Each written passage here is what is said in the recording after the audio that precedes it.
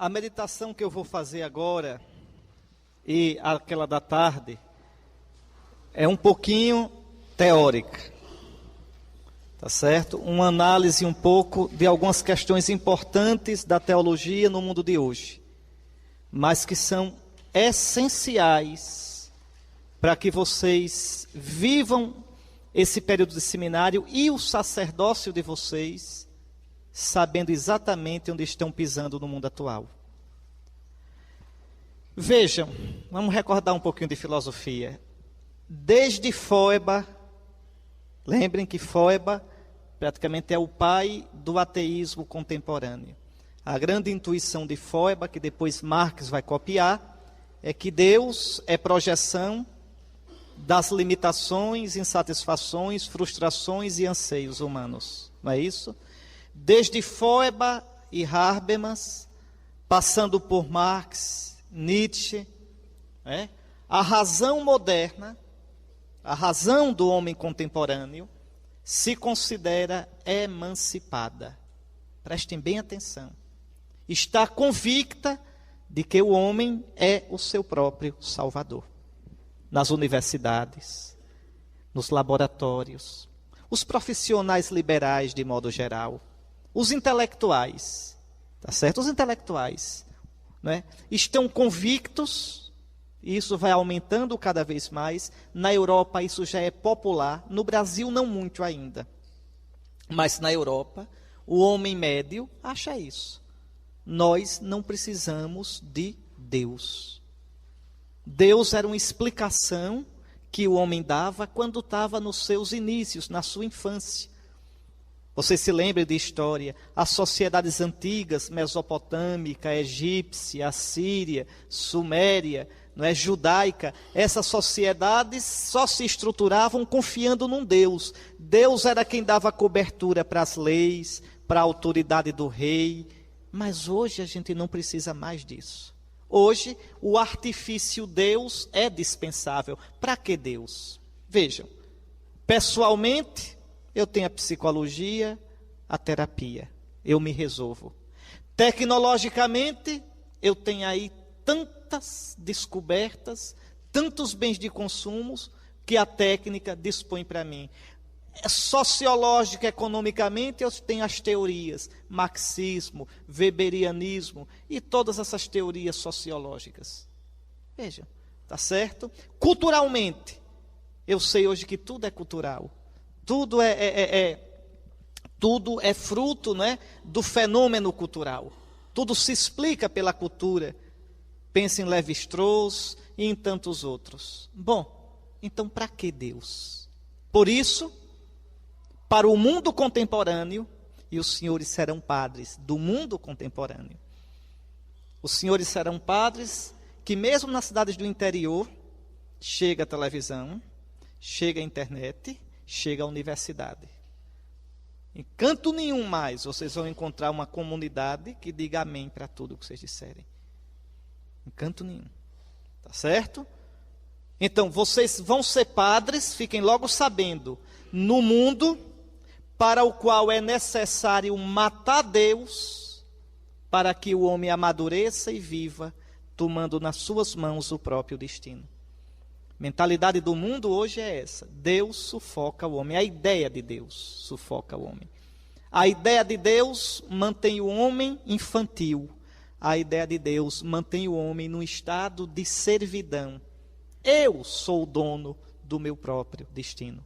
Isso aparece dentro da igreja. Dentro da igreja. Já no seminário, né? Isso aparece, claro, na moral dupla. Pronto. Eu, se externamente sou querido pelo povo, se produzo pastoralmente, pouco importa que eu tenha uma vida moral atrapalhada. Economicamente, que eu seja interesseiro, tá certo? Que eu pegue o dinheiro da comunidade.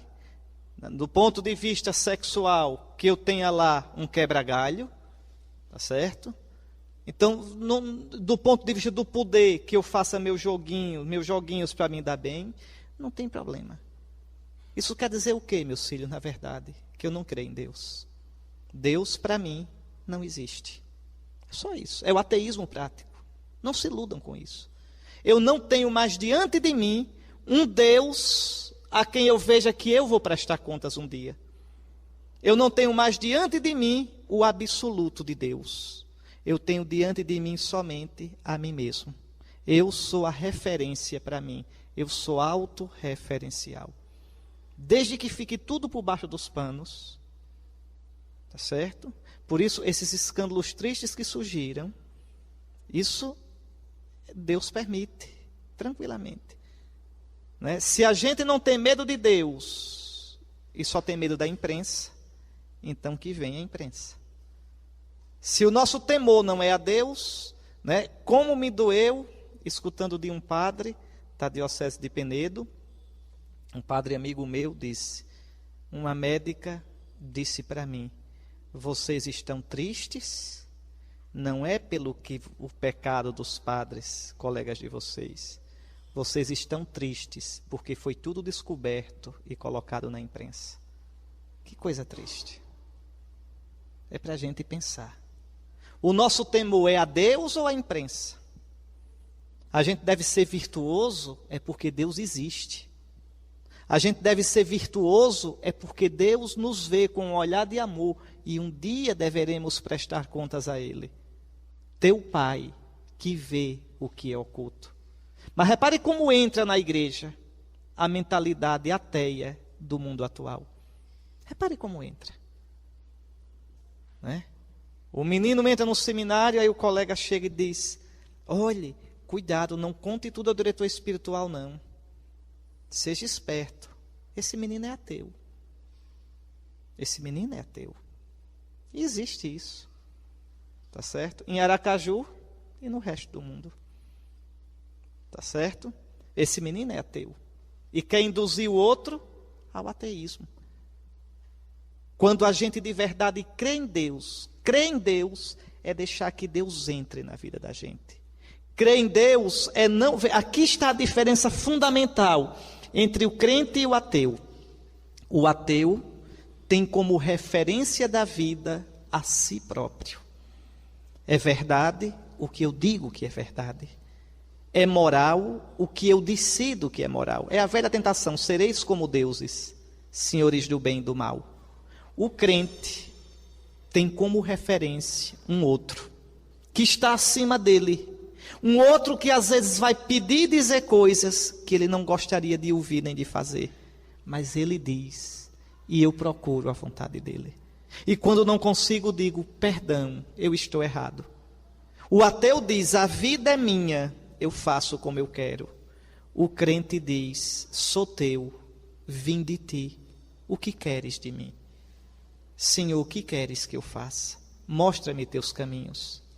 Então, vejam, há dois modos de conceber a existência. De um modo imanente, só existe isso aqui, então cada um é dono do seu nariz, ou de um modo aberto para a transcendência. Então o mundo de hoje é um mundo imanentista. Repito, para o mundo contemporâneo é necessário matar Deus, para que o homem amadureça e viva, tomando nas suas próprias mãos o seu destino.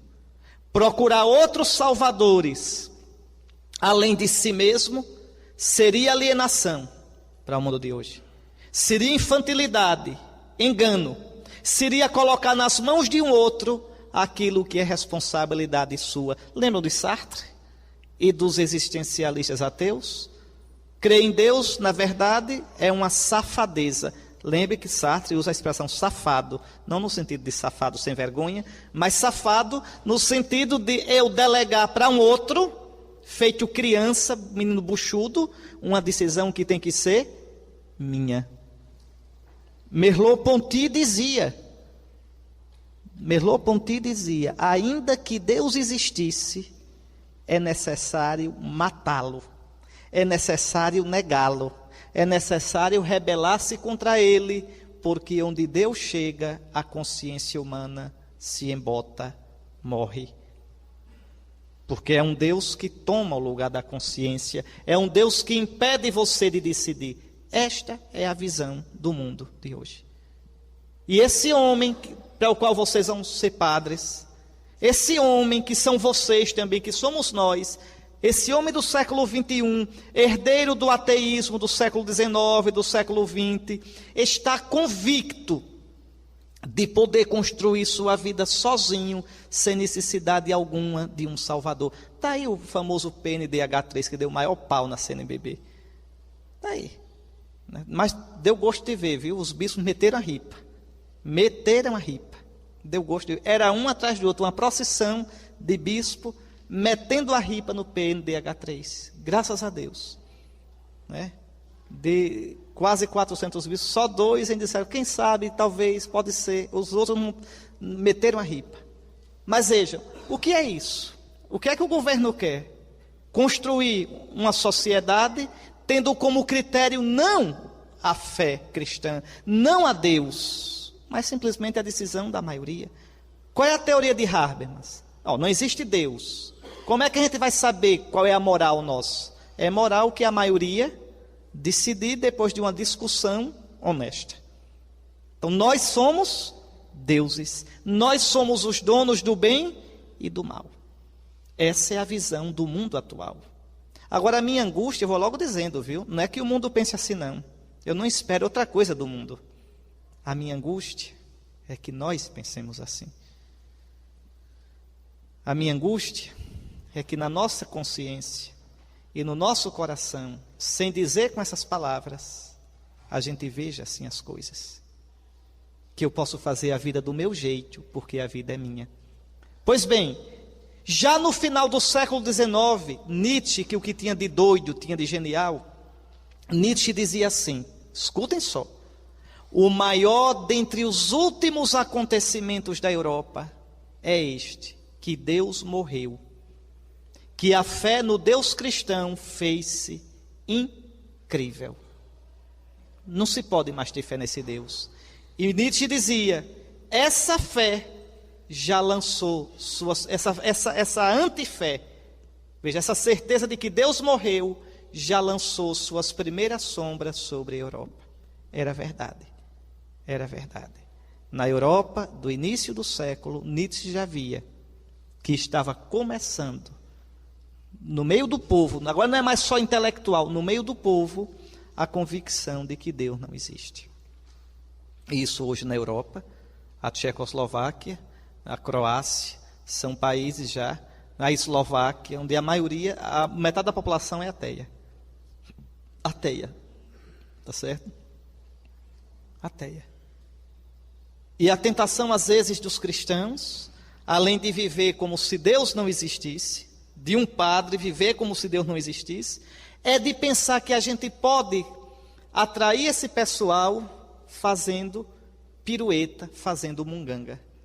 Eu coloquei no meu blog, antes de ontem de noite, umas fotografias ridículas, uma missa na Holanda, né? Como a Holanda estava na final da Copa, o padre paramentado, o paramento todo laranja, no altar todo enfeitado de bola de futebol, atrás da cadeira do padre uma trave com uma rede, a igreja cheia de bandeirinha é laranja, o coroinha com a bandeira da Holanda pintada. Um cretino desse não tem fé em nada. Entende? Ali não tem mais fé nenhuma. Ou seja, se usa a missa, se usa a Cristo como um boneco, tá certo? Para fazer trejeito e gracinha. Isso é desprezar a Cristo e tornar o crente um idiota. Eu não vou para a igreja porque o padre está de laranja. Eu não vou para a igreja porque tem uma bateria tocando. Se é por isso que eu vou para a igreja, é um cristianismo postiço, minha gente, é falso. Não adianta uma igreja cheia de ateus que estão ali só porque estão entretidos com uma musicazinha diferente. Está entretido porque ali o padre faz um jogo de luz na igreja, apaga a luz e bota a vermelha na hora da consagração. Isso não é motivo para eu ir para a igreja. Isso não é motivo para eu ser cristão. O motivo para eu ser cristão é o amor a nosso Senhor Jesus Cristo. Somente. Pode ter 3 fiéis na igreja. Se for por isso, ali está a igreja. Agora pode ter um estádio cheio. Veja, é preocupante. O Congresso Eucarístico de Brasília, eu estava dizendo, né, não tinha muita gente no Congresso. Mas disse que depois teve um show de um padre, estava cheio. Uma semana depois. é preocupante, um péssimo sinal. Então a gente não está procurando mais Jesus, está procurando emoção. Hoje é o padre, amanhã é a Xuxa, depois é a Gretchen, depois não sei mais quem, eu não sei mais o nome dos cantores mais atuais, mas pronto. É quem? Pronto, não sei o que é, nem do que se trata, mas tá certo? Essa coisa aí que ele falou. Bom, então veja, isso é gente, é um conjunto, o que é isso? Hein? Ah, é gente. Ah, tá certo. Viu? Pronto, então, viu? Então vejam, tá certo? Acho tão interessante quando um padre diz, bem comovido, como é que pode?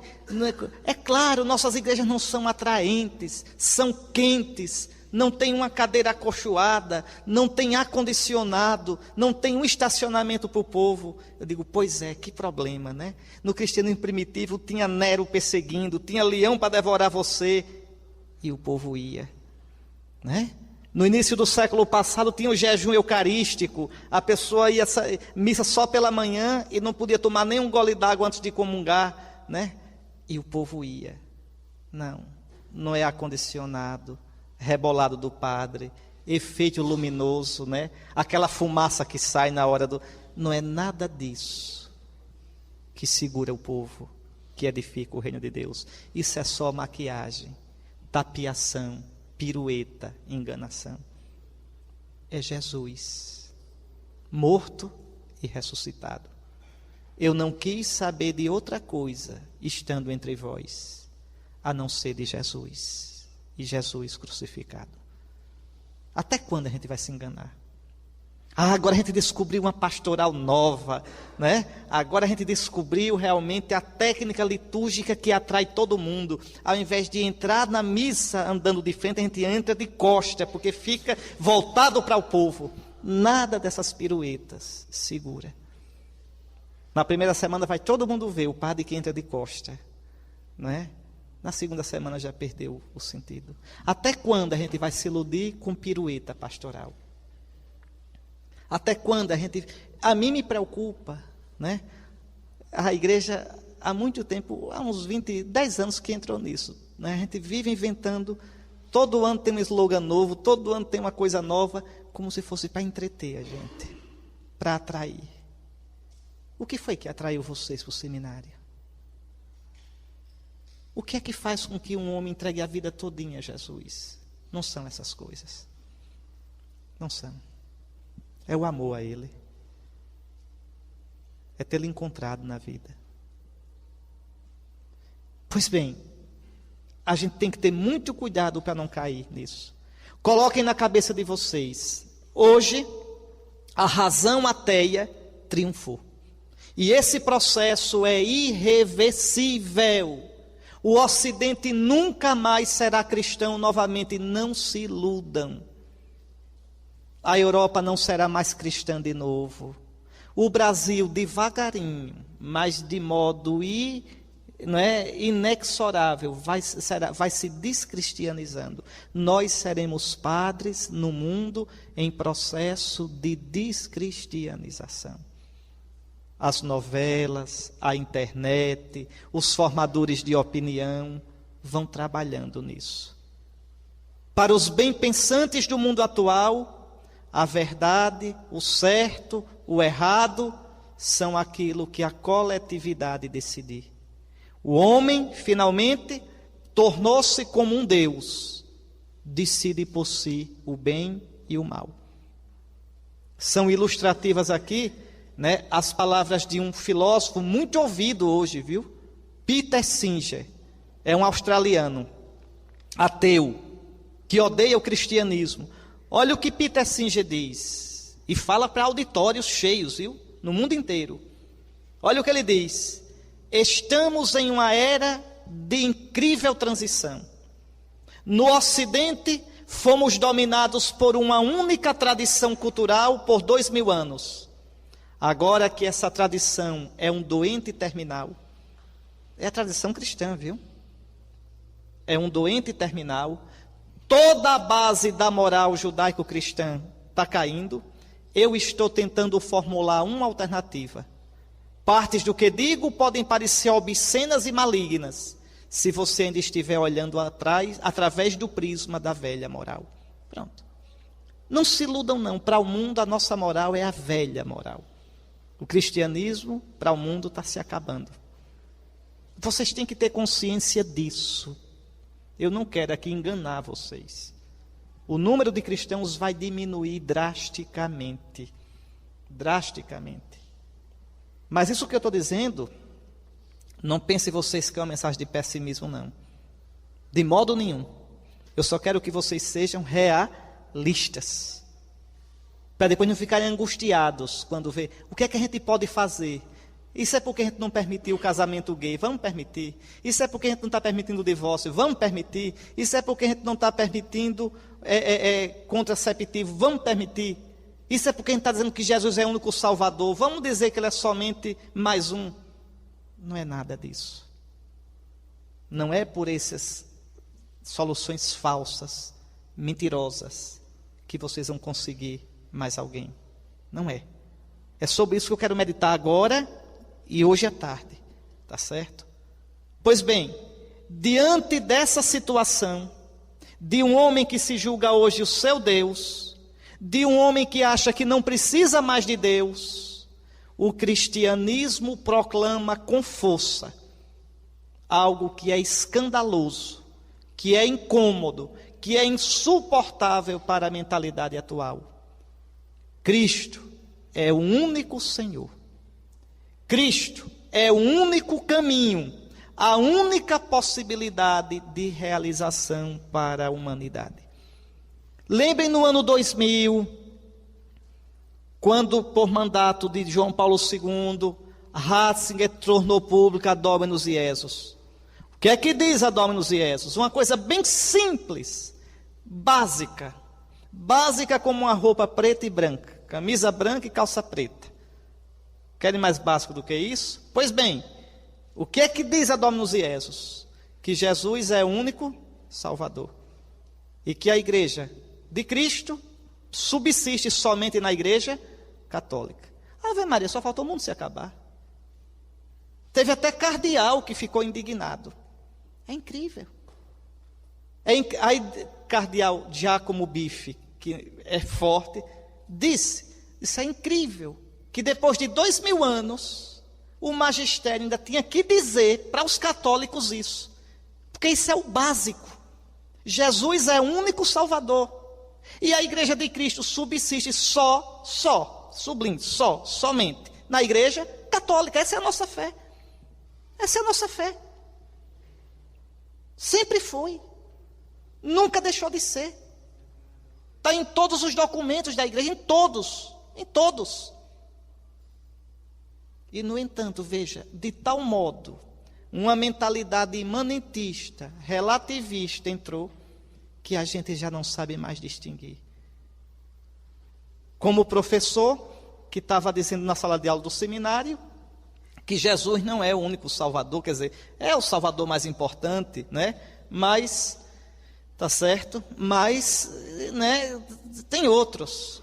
E aí o aluno disse, mas professor, a Escritura diz que Jesus é o único Salvador. Diz isso aqui, ó, Atos 4:12. Não há debaixo do céu, não há outro nome dado aos homens pelo qual devamos ser salvos. Não há, a não ser o nome de Jesus. Não, mas não pode dizer isso não, porque vai ferir o diálogo interreligioso. Para o diabo com o diálogo interreligioso, para o inferno. Para o inferno. Se o preço do diálogo interreligioso for negar nossa fé, para o inferno. O diálogo interreligioso é importante, se for na verdade. Eu não gosto de judeu que vem para mim dizendo, Jesus é um grande rabino. Mentira, seja sincero, me diga assim, diga, olha, Dom Henrique, Jesus era um falso Messias. Jesus não é o Messias. Jesus se enganou e enganou. Aí eu digo, muito bem, agora a gente pode sentar para conversar. Porque eu sei que você está me dizendo o que você pensa de verdade, que você é um judeu. E eu vou dizer a você, viu? Eu gosto muito de você. Viva Israel. Mas Jesus é o Messias e vocês mataram. Agora a gente senta e conversa. Mas a gente conversa na verdade, não na mentira. Na verdade a gente conversa com todo mundo. Diálogo verdadeiro é isso. Vou conversar com um protestante, né? Pronto, tá certo? Você é meu irmão, é meu irmão. Ainda essa semana Santo Agostinho estava dizendo, na segunda leitura do ofício divino, são nossos irmãos, dizem amém conosco, foram batizados como nós. Pronto. Agora, né? Você não está na comunhão da igreja de Cristo, não está na comunhão visível, plena da igreja de Cristo. Pronto. Né? Vocês estão errados. Né? Por isso não pode comungar na nossa Eucaristia. Não pode. Tá certo? Você pode ser mais santo do que eu, melhor do que eu, não é essa a discussão. Só não pode comungar na nossa Eucaristia. Na verdade. Na verdade. Eu só posso conversar com o outro de verdade se eu não me mascarar. Se eu disser quem eu sou. Se eu não sei quem eu sou, se eu nego a minha identidade, eu não posso nem conversar com o outro. Não posso. Tá certo? Então, vamos lá. O cristianismo hoje proclama, e proclamará sempre, pelo menos os verdadeiros cristãos, espero que vocês sejam, que Jesus é o único Senhor. Que não há um outro nome, debaixo do céu, dado aos homens, pelo qual devamos ser salvos. Os cristãos hoje dizem, como há 2000 anos atrás, Jesus não aliena. Jesus não exime o homem da sua responsabilidade, mas revelando sua altíssima dignidade ao homem, aponta-lhe um ideal sublime. O homem quer ver o quanto ele vale, olhe Jesus. Jesus não nos torna infantis, Jesus nos compromete com a nossa autoconstrução e a construção do mundo. Aquela frase de Bento XVI, no final da homilia da missa de inauguração do pontificado dele. Aquele velhinho de cabelos brancos, com quase 80 anos, depois de um longo caminho com Jesus, olha o que ele diz. E diz por experiência, ele diz, partindo da experiência de uma longa vida pessoal, quem faz entrar Cristo na sua vida, nada perde. Nada, absolutamente. Nada daquilo que torna a vida livre, bela e grande. Não. Só nesta amizade com Jesus se abrem de par em par as portas da vida. Só nesta amizade se abrem realmente as grandes potencialidades da condição humana. Olhe, meus irmãos, o maior inimigo meu sou eu. O maior inimigo seu é você. É você escravo de você. É você escravo da sua paixão. É você que pensa que é o centro. É você que quer colocar tudo em função de você.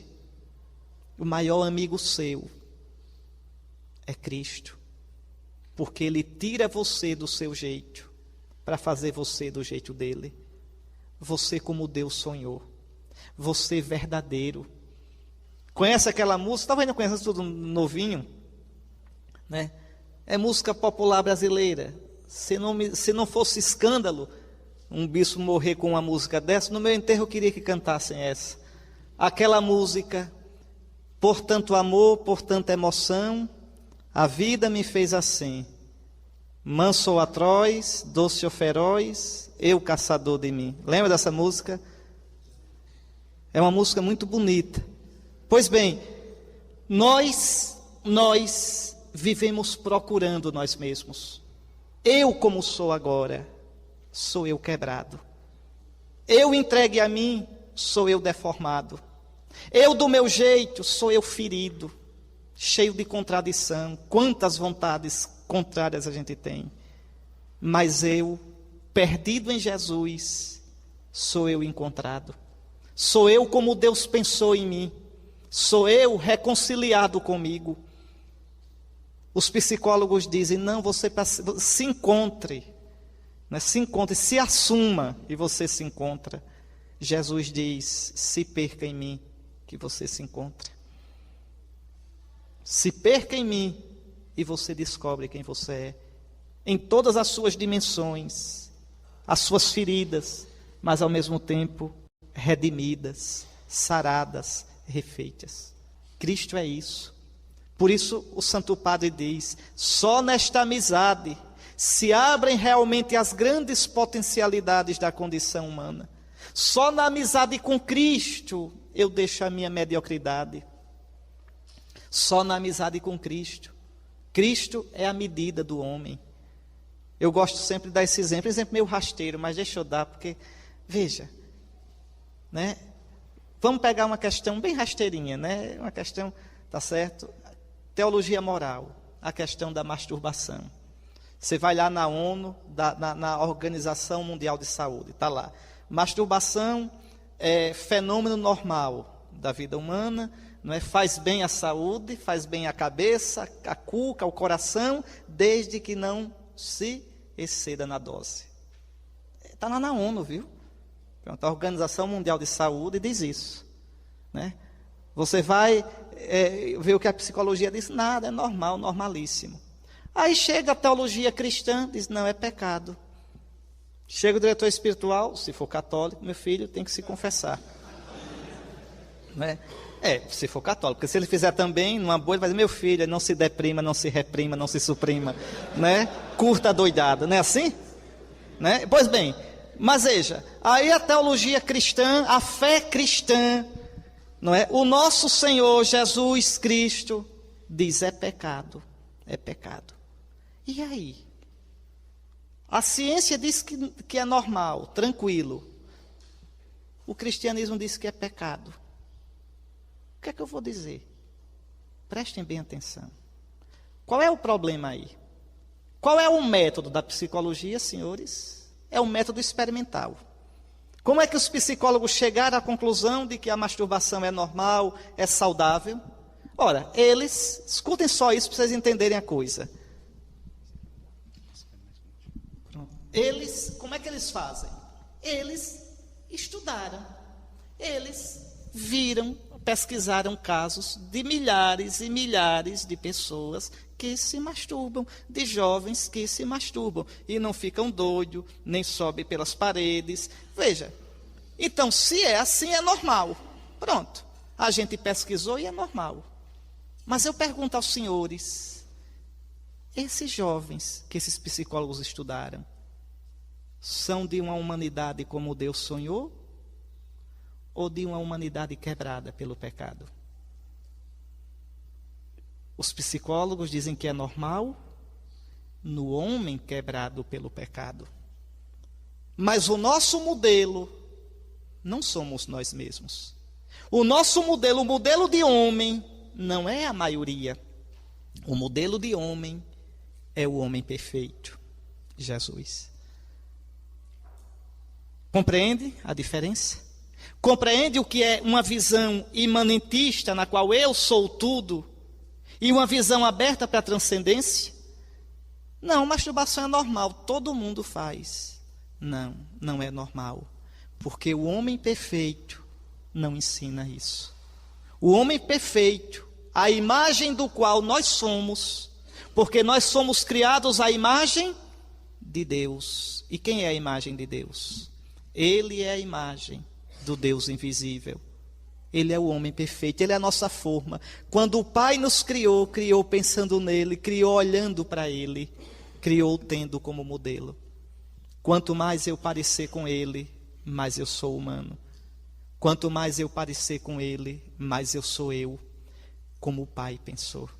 Quanto mais eu me distanciar dele, menos eu sou eu, menos eu sou de verdade humano, eu me deformo. Por isso o Papa diz, vejam, só nesta amizade com Cristo se abrem realmente as grandes potencialidades da condição humana. Só nesta amizade, e bendita amizade, experimentamos o que é belo e o que liberta. Não confiem nas belezas que vocês virem e que afastam vocês de Deus, porque não são belezas, são ilusão do diabo. O diabo faz aparecer belo, O diabo pode tornar uma pessoa rica? Pode. E depois a pessoa perde tudo, a começar pela paz. Tudo que o diabo dá é mentiroso, é aparência, é ilusório. Aí vai o seminarista e começa um relacionamento afetivo troncho. Aí diz, como é bonito o amor, que beleza, como eu sou feliz. Oh, que idiota. Isso não dura. Depois vem a amargura. Depois vem a decepção. Depois vem a dor de uma vida dupla. De uma vida dupla.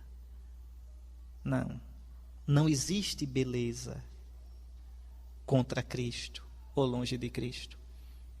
Formosura que cedeis a toda formosura.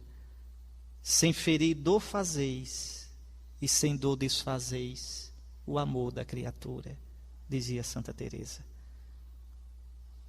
Eu me lembro de um padre a quem eu queria muito bem, quero muito bem. Chegou uma pessoa para mim e disse, Padre Henrique, Padre fulano está com um caso. Eu só faltei morrer quando eu soube. Que era um padre a quem eu estimo tanto. Aquilo ficou me roendo o juízo. Isso eu tinha celebrado no mosteiro, lá em Maceió, para as monjas, às 5 da tarde. Eu já fui celebrar com o juízo comendo. Quando terminou a missa, eu fui para casa aperreado. Liguei para o padre. Padre, diga, eu queria jantar com você hoje. Você tem missa que horas? Ele disse, oxe, você não janta com ninguém? Né? Não anda, que realmente eu não... não, mas eu queria. Que horas termina a sua missa? Umas 9. Vou lhe buscar. Aí fui. Fiquei lá na porta da igreja esperando por ele. Terminou a missa, eu digo, vamos jantar. Ele disse, oxente, eu estou aqui aperreado, o padre disse, porque eu nunca... O que é que você quer comigo? Vamos jantar. Fomos jantar. Jantamos. E ele, o que é que você quer? Eu disse, olha, é difícil para mim, mas eu vou lhe dizer, eu soube hoje uma coisa que eu não sossego enquanto eu não perguntar a você diretamente. Porque eu tenho uma grande estima por você. Eu soube que você está tendo um caso. Assim. Aí ele riu. Aí disse, é verdade. É verdade. Ele disse, eu nunca esperei cair numa coisa dessa na minha vida. Mas aconteceu e eu estou enganchado nisso. Há 2 anos que eu não sei mais o que é a alegria de celebrar uma missa, nem de rezar meu ofício divino. Há 2 anos que eu perdi a alegria do coração. O que me impressionou foi isso que ele disse. Eu sabia o quanto ele amava a missa dele e o ofício divino dele. Há 2 anos eu perdi a alegria de celebrar a missa. Há 2 anos meu ofício divino já não me alegra mais. E alegrava tanto. Não é? E ele disse, e eu esperei tanto que alguém chegasse para mim para perguntar, para me tirar disso. Eu disse, pois chegou. E depois do jantar, eu o levei em casa. Ele se confessou. E nunca mais, graças a Deus, até hoje. Mas aqui o que me interessa, eu estou lhes contando isso por essa história. Veja, tudo começa com a ilusão de que agora eu vou ser feliz. Como é bonito isso, como é bonito gostar de alguém, como é bonito, né, poder ter alguém só para mim. Vocês têm alguém só para vocês. Cristo. São João da Cruz diz, tudo é meu. Meu é o céu, minha terra. Meus são os justos, meus são os pecadores. Até a mãe de Deus é minha e toda para mim. Porque Cristo é meu e todo para mim. Vocês têm. Esse amor é verdadeiro. Esse amor. Se tiverem carentes... Façam como eu fazia quando era jovem, lá em Roma, sozinho, jovem padre. Estão carentes? Durma agarrado com a cruz. Durma agarrado com a cruz. Mas agarrado mesmo, pega o crucifixo e durma agarradinho com ele, que a carência passa. Viu? Estão chorando porque estão sozinhos, se sentindo abandonados. né? Agarre o crucifixo e diga para ele chorando: por tua causa eu estou sozinho. Por tua causa eu estou com o coração ferido. E ele no silêncio vai dizer: e a minha ferida? E por tua causa eu fui ferido e estarei ferido para sempre no céu. Junta a tua ferida à minha ferida. Junta a tua dor à minha dor. Isso é crer de verdade. Isso é de verdade, na carne da nossa vida. Não é conversa bonita, não. É na carne da minha vida. Crer de verdade que Jesus é o Senhor na vida e na morte. É o que o Santo Padre diz. Veja, só nesta amizade experimentamos o que é belo e o que liberta. O que liberta não é você fazer o que você quer, mas você querer o que Ele quer. Aí você é livre. E primeiramente livre de você mesmo. Livre de você. Pois bem, e o Papa então diz de um modo que comove. Se existe um homem humilde é Bento XVI. E ele diz: assim, eu gostaria com grande força e convicção, partindo da experiência de uma longa vida pessoal. A minha não é tão longa quanto a do Papa, tem a metade da do Papa. Mas também partindo dos meus 47 anos de vida, eu queria dizer para vocês, meus filhos, com toda convicção, com toda certeza, não tenhais medo de Cristo. Não tenhais medo de dar tudo a Cristo. Vocês estão vivendo os melhores anos da vida de vocês. Estão perdendo a vida. Podiam estar curtindo adoidado. Podiam estar namorando adoidado. Podiam estar indo para onde bem quisesse entendesse. Estão perdendo tudo. Pois não tenham medo de perder. Não tenham medo. Cristo nada tira. Ele dá tudo.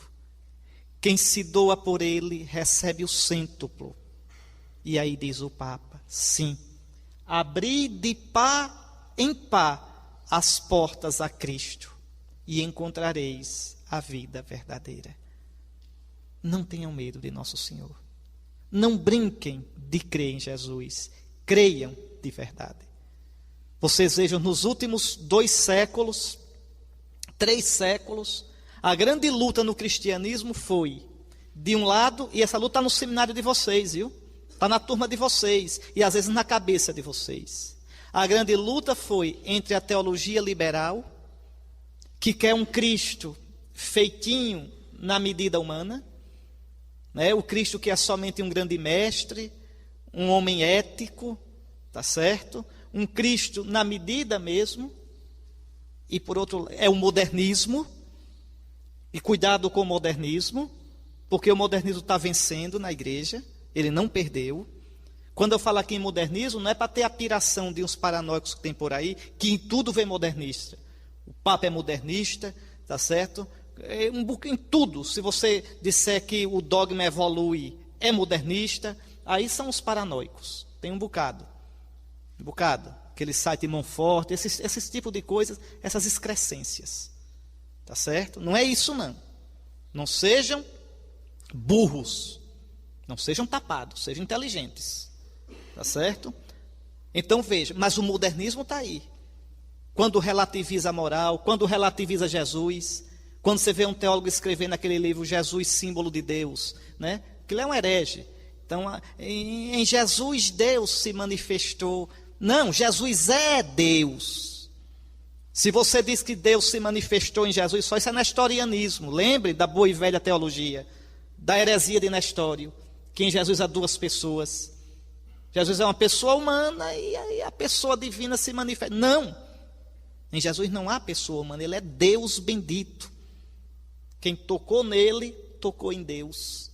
Quem o ouviu, ouviu Deus. Quem beijou seus pés, beijou os pés de Deus. O sangue que correu da cruz é sangue de Deus. Em Jesus só há um sujeito, a segunda pessoa da Trindade. É o concílio de Calcedônia. Um só Senhor Jesus Cristo, não dois. Um humano e um divino. Jesus é Deus, feito homem, mas é Deus. Então está aí, o modernismo está aí.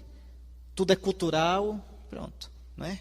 E por outro lado, né, só ainda para ilustrar mais um pouquinho, né? Eu estava dizendo isso para os padres de Aracaju semana passada, estava pregando para eles. Não sei se você deve conhecer, o Andrés Torres Quiruga, os que são de teologia conhecem. É o teólogo mais aplaudido da época. Ora, a teologia do Andrés Torres Quiruga é uma rendição ao espírito da pós-modernidade. Eu, quando vejo teólogo falando, este livro quer ser um diálogo com a pós-modernidade, digo, lá vem bomba. Né? E realmente a bomba vem. Aí o Andrés Torres Quiruga diz assim, escutem só, vocês são da renovação carismática, escutem só que gracinha, que pérola. Né? Diz, olha, ele é espanhol. Há uns anos atrás, houve uma seca no sul da Espanha, e os bispos daquela região sul da Espanha fizeram um grande movimento para o povo rezar pedindo chuva. Ele diz, mas que bobagem. Como é que bispos do século 21, bispos que já sabem das questões das leis meteorológicas, que sabem o El Niño, que sabem Laninha, que sabem tudo, como é que ainda vão rezar pedindo chuva? Será que eles não sabem que a chuva é uma questão dos fenômenos meteorológicos? Esses homens ainda têm uma mentalidade mítica, uma mentalidade pré-científica. Será que hoje não se percebe que não tem mais sentido rezar pedindo? Que a única oração de súplica que tem sentido é pedir que o homem se abra para a liberdade. Aí vem aquela babação toda, quem já conhece. Para um mundo mais justo. Aquele negócio todinho, né? Para os valores do reino. Aquele discurso do jornalzinho domingo, da liturgia diária. Os valores do reino, né? A sociedade mais justa. Aquela babação, aquela idiotice. Pois bem, escutem só. Escutem só. Tá certo? Aí vem isso aí. Então, será que hoje os bispos não sabem disso? Senhores, eu lhes pergunto, quem tem razão? Quiruga, grande doutor, diz, não adianta pedir. Jesus, mas Jesus já está tão atrasadinho, está 2000 anos atrás, diz, pedi e recebereis, buscai e achareis, batei e abre-se-vos-á. São Paulo diz, está lá na palavra de Deus, não é? Orai sem cessar. Senhores, e agora? A gente segue ao grande guru, Quiruga, ou segue a Jesus de Nazaré? Ele diz, só um é o vosso mestre, não vos chameis mestres, um só é o vosso mestre, Cristo. Veja, compreende? Isso é a teologia liberal. Isso é a teologia. Não, Jesus não ressuscitou. Fábio de Mello. Mas que coisa, né? Diz, não, se encontrasse o corpo de Jesus, olha que cara cabeça. Se encontrasse o corpo de Jesus, eu não teria problema com a minha fé. Veja, o cara é tão inteligente que o corpo pode estar apodrecendo, mas o meu Jesus é espiritual. Eu, como sou meio estúpido, se encontrasse o corpo de Jesus, eu jogava essa touquinha fora, jogava essa cruz fora e ia cuidar de outra vida. Porque eu não vou entregar minha vida a um defunto. Eu não sou otário. Desculpe as palavras pouco polidas. Se encontrasse o corpo da Virgem Maria, eu deixaria de ser católico. Porque é dogma de fé que ela foi assunta ao céu. Se encontrasse, ou ela desceu novamente, não desceu, ou nunca subiu. E eu ia cuidar de outra vida, porque não existe magistério infalível na igreja. Veja. Por que é que o diabo é tão bom para ensinar a gente a querer ser esperto, quando a gente é somente bobo? A nossa fé em Cristo não é uma brincadeira, meus irmãos. A nossa fé em Cristo é verdade.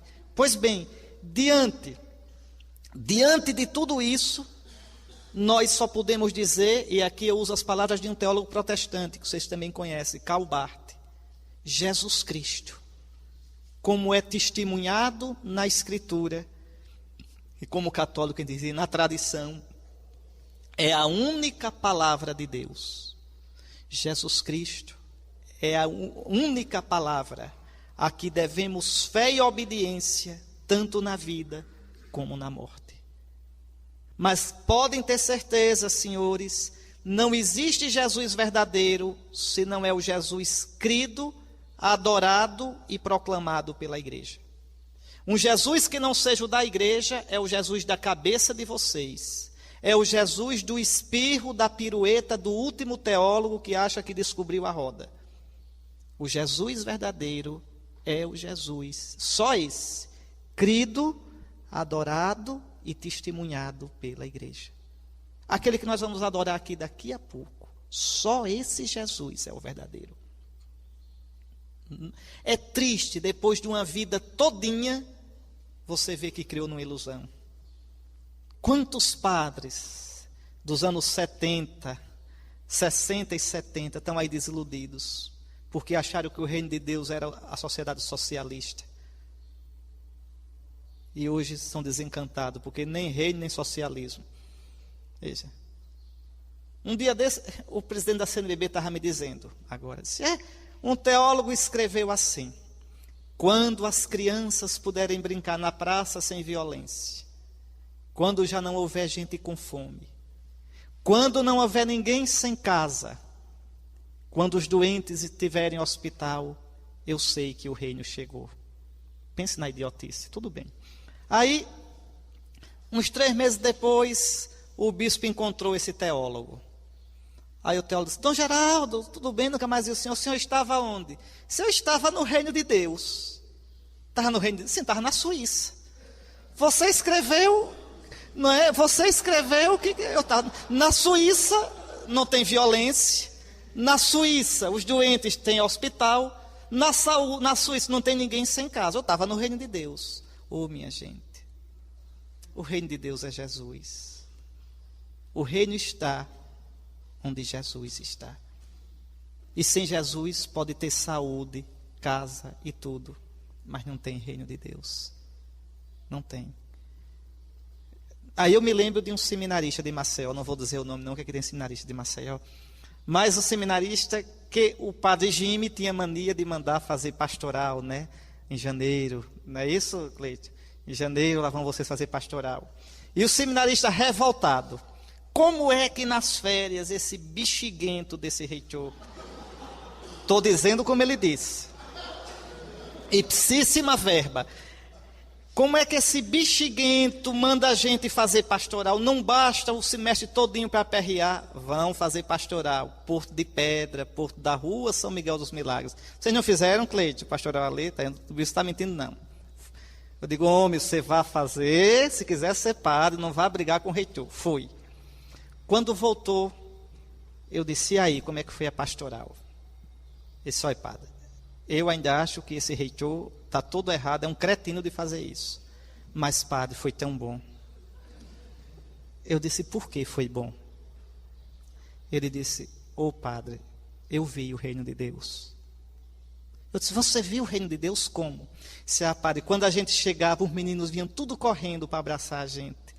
Olha os padres, olha os padres.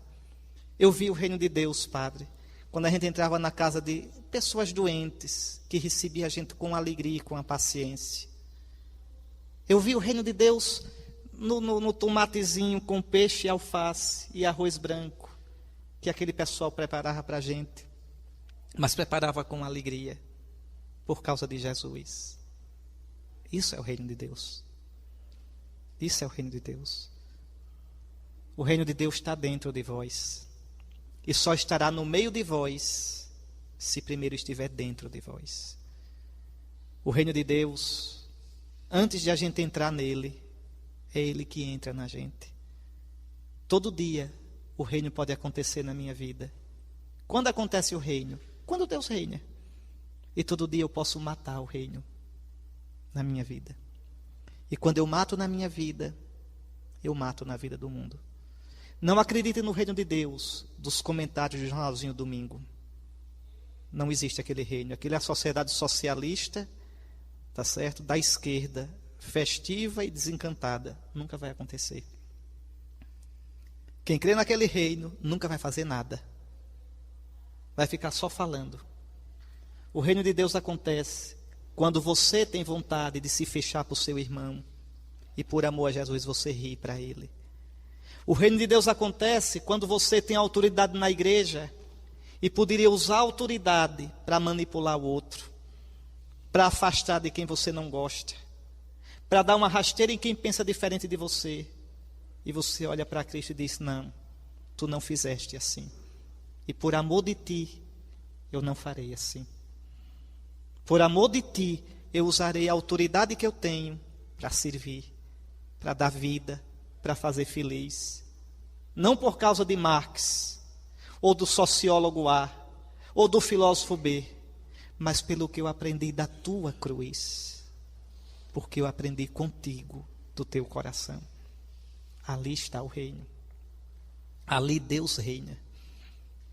Ali o reino acontece, como aconteceu na vida de Jesus. Jesus é o reino é uma pessoa.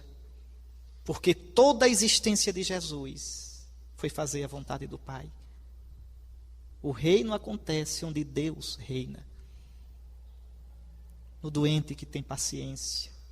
No político que podia levar vantagem e prefere ficar sozinho e até perder a eleição para não trair o seu Senhor. No padre que teria vontade de ficar descansando naquele dia, mas chegou uma pessoa precisando dar unção agora e como a morte não marca agenda, ele vai. Ali o reino de Deus acontece. Naquela senhora que varre a igreja com fidelidade todo dia, como se estivesse varrendo o próprio reino de Deus. Nas coisas pequenas. O reino de Deus está no meio de vós. É isso que Jesus ensinou. Não é uma teoria. O reino de Deus, eu repito, ninguém pode matá-lo. No mundo não. Mas a gente não pode controlá-lo. Não se submete às pesquisas. E eu posso matá-lo no meu coração. Nunca esqueçam isso. O reino, eu posso matá-lo no meu coração. Para terminar, tem 5 minutos ainda. Eu lembro a vocês aquela passagem decisiva de São Mateus. Quem dizem os homens que eu sou? Nenhuma resposta é completa. Ou é errada, ou incompleta. E ainda hoje é assim. A filosofia nunca dirá quem é Jesus. A história nunca dirá quem é Jesus. Dirá a casca, mas não a essência. E Jesus diz: e vós, quem dizeis que eu sou? A nossa resposta só pode ser a de Pedro: tu és o Messias. Tu és o Filho do Deus vivo. E o que é que Jesus diz a Pedro? Não foi carne, não foi sangue que te revelaram isso. Foi o meu Pai. Meus filhos, nunca duvidem da palavra de Jesus. Ninguém pode vir a mim se o Pai não atrair. É dom de Deus. É dom de... Sem essa atração, a gente não crê. Se a gente crê hoje, isso já devia ser uma explosão de alegria. Senhor, eu podia não crer. E, no entanto, tu me atraíste sem eu merecer. Tanta gente melhor do que eu não crê. E eu creio.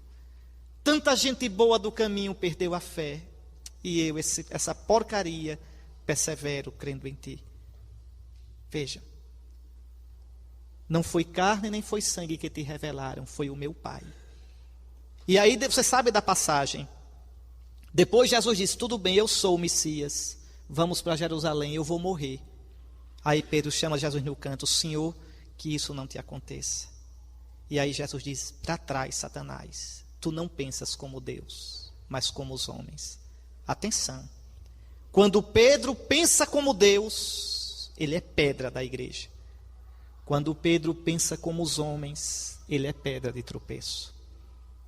Vocês, o Papa, todos nós, vamos caminhar sempre nesse fio de meada. Toda vez que a nossa lógica for a de Deus, vocês serão uma bênção para a igreja. Toda vez que vocês, como seminaristas e como padres, a lógica de vocês for a do evangelho, vocês construirão a igreja. Vocês serão uma alegria para o povo de Deus. E não tem maior felicidade para um padre do que saber que o povo de Deus se alegra nele. Veja, mas toda vez que a lógica de vocês for a do mundo, vocês serão pedra de tropeço. Vocês destruirão a igreja. Vocês serão padres ad destructionem ecclesiae, para a destruição da igreja. E vocês um dia, por isso, vão prestar contas a Deus. Uma vez eu estava vindo dar aula em Recife, aula de teologia. Quando passei pela divisa de Alagoas, ali em São José da Coroa Grande, tem uma barreira policial. O guarda me parou. Baixei o vidro do carro. Ele olhou, me viu com clésima. Disse: o senhor é padre? Sou. Para onde vai? Para Recife. Fazer o quê? Dar aula. Padre, sua missão é muito difícil. Que Deus cuide do senhor. Eu disse: a sua também é. O senhor é cristão, o senhor é pai de família. Ele disse: não, padre, não venha com essa não. Se eu cair, eu levo uns 2 ou 3. Mas se o senhor cair, quantos vão com o senhor? Olha, eu levantei o vidro do meu carrinho e fui pensando até Recife. Viu? Até Recife. Pronto. Podem pegar Nosso Senhor, e enquanto Nosso Senhor vem no Santíssimo Sacramento, eu queria somente terminar com as palavras do Santo Cardeal Ratzinger na missa de eleição para o pontificado, né? Escute só o que o Papa diz aos bispos e serve para nós. Não deveríamos permanecer crianças na fé em estado de minoridade. Em que consiste ser crianças na fé? Responde São Paulo. Significa ser batidos pelas ondas e levados por qualquer vento de doutrina. Uma descrição muito atual. Quantos ventos de doutrina conhecemos nestes últimos decênios? Quantas correntes ideológicas, quantas modas do pensamento. A pequena barca do pensamento de muitos cristãos foi muitas vezes agitada por estas ondas, lançada de um extremo ao outro, do marxismo ao liberalismo, até a libertinagem, ao coletivismo radical, do ateísmo a um vago misticismo religioso, do agnosticismo ao sincretismo e por aí adiante. Cada dia surgem novas seitas e realiza-se quanto diz São Paulo acerca do engano dos homens, da astúcia que tende a levar ao erro. Ter uma fé clara, segundo o credo da igreja, muitas vezes é classificado como fundamentalismo. Não é? Quantas vezes, quando vocês mostram o catecismo, o professor esnoba e diz que vocês são ingênuos, fundamentalistas, reacionários, romanos. Eu acho ótima essa palavra, romano. A gente é o quê, hein? Católico, apostólico, romano. Não, você é romano. Mas é claro, meu filho. Oxe, desde pequenininho, desde o batismo. Mas vamos para frente. Enquanto o relativismo, isto é, deixar-se levar aqui e acolá para qualquer vento de doutrina, aparece como a única atitude à altura dos tempos odiernos. Vai se constituindo uma ditadura do relativismo, que nada reconhece como definitivo e que deixa como última medida apenas o próprio eu e as suas vontades. Atenção, ao contrário, nós temos outra medida, o Filho de Deus, o verdadeiro homem. É ele a medida do verdadeiro humanismo. Adulta não é uma fé que segue as ondas da moda e a última novidade. Adulta e madura é uma fé profundamente radicada na amizade com Cristo. É esta amizade que nos abre a tudo o que é bom e nos dá o critério para discernir entre verdadeiro e falso, entre engano e verdade. Devemos amadurecer esta fé. Para esta fé, devemos guiar o rebanho de Cristo. Pois bem, que nosso Senhor nos dê essa fé verdadeiramente madura e adulta. E como somos católicos, e como somos crianças, no bom sentido, e queremos ser até o último dia da nossa vida, e como cremos na palavra do Senhor, vamos recebê-lo agora vivo, né? Vivo no Santíssimo Sacramento. E vamos colocar nos pés dele a nossa vida aqui e a nossa vida na eternidade.